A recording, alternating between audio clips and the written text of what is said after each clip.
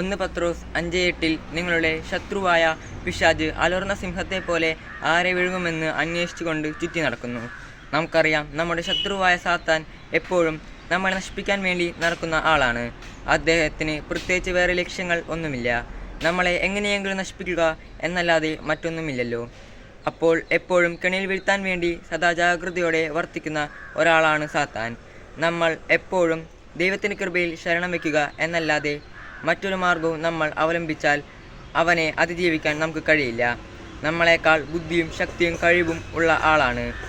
ഈശോ കുരിശിൽ മരിച്ച് ഉത്ഥാനം ചെയ്ത് പരിപൂർണ വിജയത്താൽ അവനെ കീഴ്പ്പെടുത്തിയിരിക്കുന്നതിനാൽ നമുക്ക് നമ്മുടെ കർത്താവായ ഈശോമിശിഹായിൽ ആശ്രയിക്കാം.